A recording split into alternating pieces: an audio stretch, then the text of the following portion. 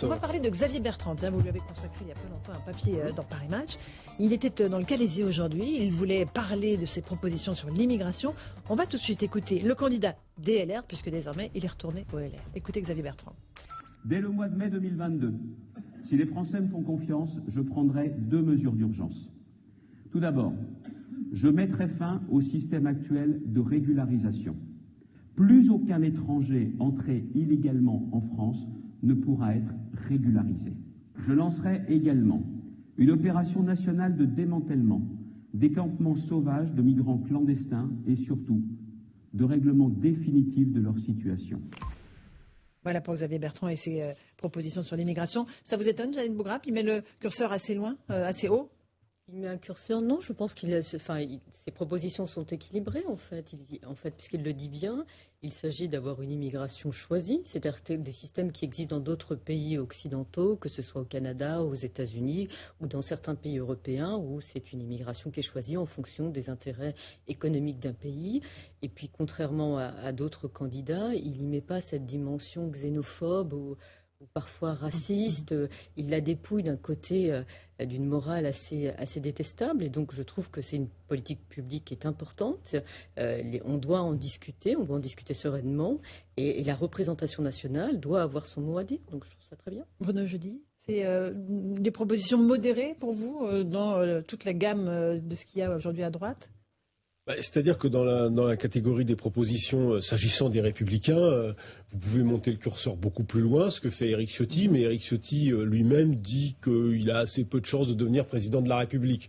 Donc il est sur une autre... Lui, il essaie d'imprimer un discours dans sa famille et essayer de pousser les autres à aller plus loin. Après, vous avez la catégorie des candidats qui pensent que peut-être qu'ils peuvent être élus président de la République, et une fois qu'on dit des choses, il faudra les mettre en place. Donc du coup, on voit bien que dans cette catégorie-là, que ce soit Xavier Bertrand ou Valérie Pécresse, ils essaient d'avoir des propositions qui soient réalisables.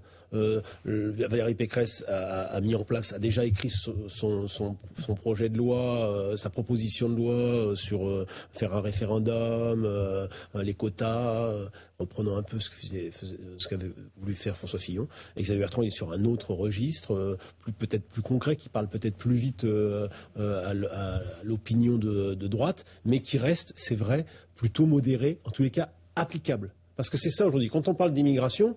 Alors, il y a des candidats, ils parlent d'immigration, mais ils disent des choses qui peuvent peut-être plaire sur le Zéro immigration. Mais qu'est-ce qui se passera, après? Zéro immigration. Comment on fait? Vous pouvez tout de suite dire que ça ne se fera jamais.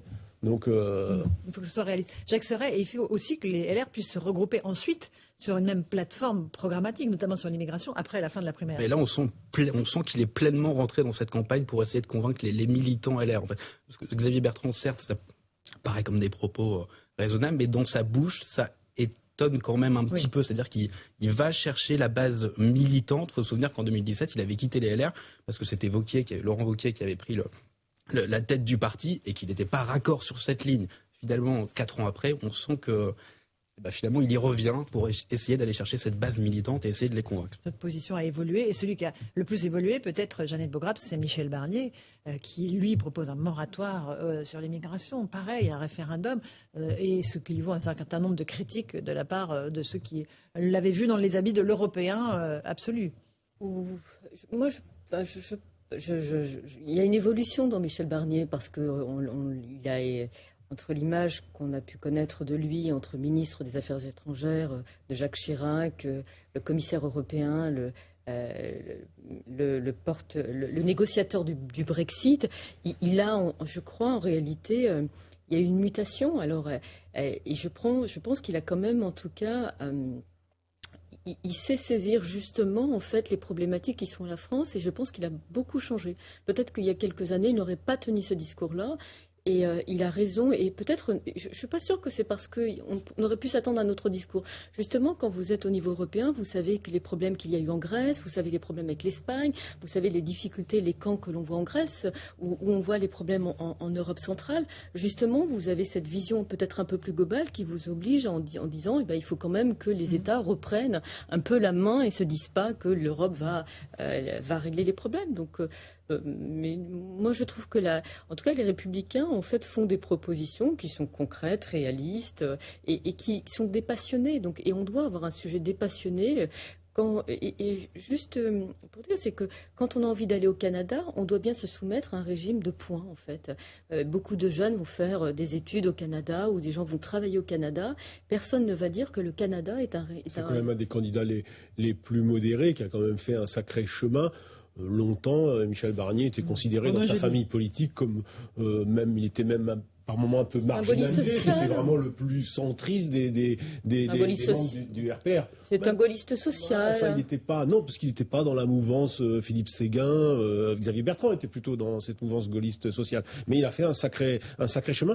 Et d'ailleurs, dans son livre consacré, c'est un peu son journal du Brexit, hein, il dit lui-même, en gros, il écrit qu'au fond, le Brexit, c'est aussi, c'est arrivé parce qu'à un moment, en Grande-Bretagne, on n'a pas suffisamment écouté les gens, on s'est pas assez occupé des gens, et ça a fini par ce qui s'est passé sur le Brexit. Et il explique que peut-être que demain, ça peut arriver en France et dans les pays qui sont travaillés par les leaders populistes. C'est sans doute ça qu'il a constaté dans sa longue mission bruxelloise. En tout cas, il assume d'avoir un peu évolué sur sa position. Oui. Il assume ça, Jacques Sorel, cette espèce de transition où il défendait la CEDH, la Cour européenne des droits de l'homme, et puis tout d'un coup, il veut en sortir.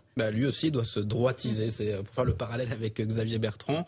Ces deux personnages politiques qui finalement étaient au centre droit, assez conventionnels, et le débat aujourd'hui se porte sur ces questions de sécurité, d'immigration. Ils sont obligés d'aller là-dessus, et encore plus dans ce contexte de primaire des militants, où c'est eux qu'il faut convaincre aujourd'hui et non pas l'ensemble des Français. Ce sera plus tard. Absolument. Et il faut encore une fois, et j'en reviens à cela, qu'ils puissent se réunir, qu'il n'y ait pas des positions trop éloignées afin qu'elles fassent sens. Ouais, ça vous pose pas de souci, Bruno Jeudi? Moi, je pense que ça, c'est possible. D'abord, la première chose, c'est que les 5 candidats, il n'y a pas le degré d'inimitié qu'il pouvait y avoir lors de la compétition précédente en 2016, où c'est vrai qu'entre Alain Juppé, Nicolas Sarkozy et François Fillon, c'était quand même très tendu. Enfin voilà, il y avait toute une histoire, tout un passé. Là aussi, il y a de la compétition, c'est normal. Bertrand n'a pas que des copains, Valérie Pécresse avait claqué la porte, Laurent Wauquiez en souverain veut sans doute un peu leur faire payer tout ça. Mais au fond, cette fois-ci, ça se passe quand même dans un contexte de crise. Le parti doit en rabattre, il y a moins de militants, ils ont perdu déjà 2 fois la présidentielle. La dernière fois, ils étaient pas au 2e tour. Donc cette fois-ci, il faut quand même gagner parce que c'est peut-être... c'est Barnier qui l'a dit d'ailleurs, ça va très très mal se passer si on n'est pas, si on n'est pas au second tour. Oui, en gros, on peut disparaître. C'est la dernière chance? C'est la dernière chance, Jeanne Beaugrave, pour les LR? Pour cette famille politique sous cette forme-là? Peut-être qu'elle se recomposera autrement. Non, mais je pense qu'effectivement, si l'élection, et s'ils ne sont pas au second tour de l'élection présidentielle, il faudra repenser. Enfin, il y aura des divisions, il y aura des scissions, et ce sera infini. Mais comme ça a été pour le PS, mais c'est plutôt encourageant de voir que des gens qui sont partis reviennent, alors que le PS n'arrive pas en réalité à faire revenir à la maison en fait les candidats qui sont partis, que ce soit Hamon, que ce soit Valls, ne sont pas revenus au PS. Donc là, les partis républicains, c'est plutôt ça se passe plutôt bien.